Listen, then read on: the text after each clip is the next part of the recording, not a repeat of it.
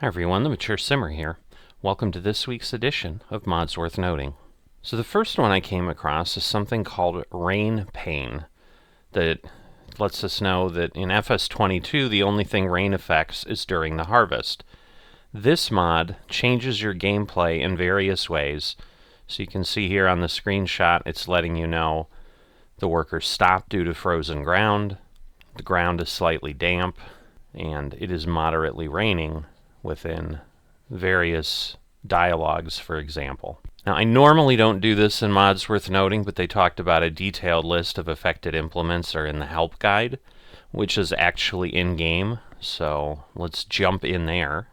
So they have an entire section here where you can see the introduction tells you base game rain only has one actual effect, but in real life, rain and the cold causes a lot more pain for farmers.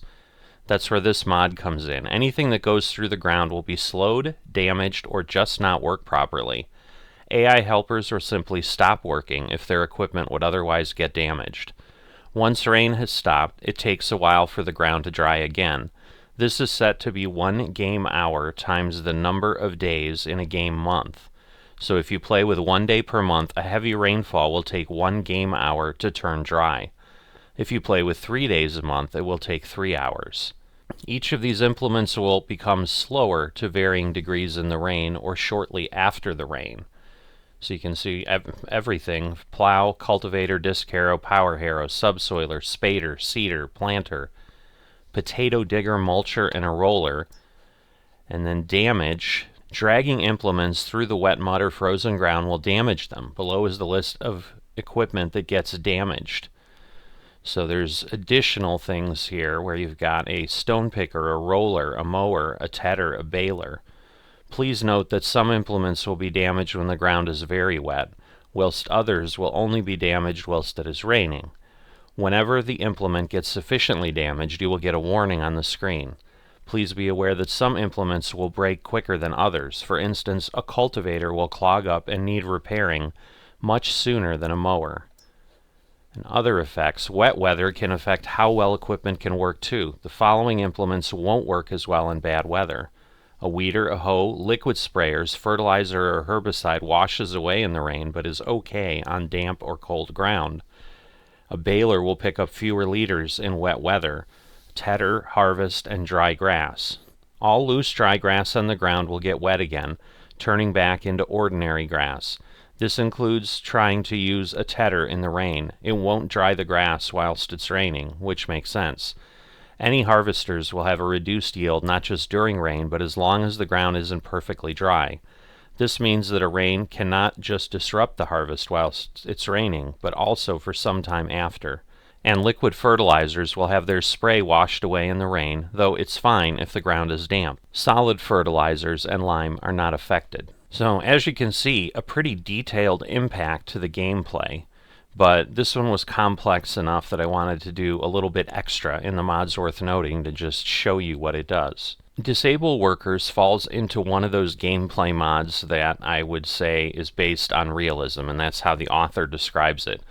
This mod disables the ability to hire in-game workers. It's aimed at players who like maximum realism. So basically, like, you need to do all your work. And if you just think you mistakenly will hire an AI worker, it won't let you do that. Feed mixing plants gives you 2 plants, one for pig food, one for TMR. Doesn't look like the capacity is incredibly large, just given by the physical size of it, but you can go ahead and use this if you'd like as an alternative to the other options we've got. So American Shed with Lounge has got some complexity to it, which I thought was worth pointing out. So I think it's that view of it's highly finished. It's got a lounge inside it. If you look here, you can see there's a roof with lights. It's a lot more finished out. So this modder's interpretation of an American shed is that. Here's an example of the lounge. But I think the thing that's interesting about it, a few of the things, it stores liquid, so you can store liquid fertilizer or herbicide. It also has the ability to store some pallets. There's movable items throughout the shed that they say are placed there so that if you're doing something with realism or role play, that you have some additional options. It was definitely different enough that it caught my attention. Def Production by Zottelzocht continues the tradition that I've seen from this modder of coming up with integrated production mods. So you can produce def here, but you also then need their urea production mod that they've got to generate the urea that you need to be able to do that. Titan Standard Containers brings shipping containers to the game of various sizes. It's got some interesting features, but it also seems to have a lot of quirks, so I would say tread carefully if you're going to go ahead and use this, but certainly something unique to give a try.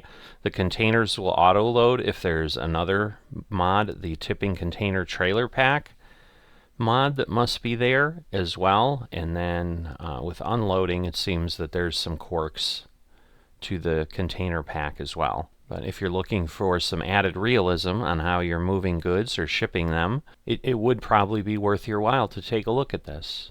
And that is it for this week's edition of Mods Worth Noting. I will say that unlike previous weeks, we've got about 4 pages this week. So there's a lot of implements, there's a lot of updates that are out there. So I'd encourage you to just go through the list just to make sure that something you're using hasn't been updated, or that there isn't a new implement that might be something you want to take a look at. I will see you next time.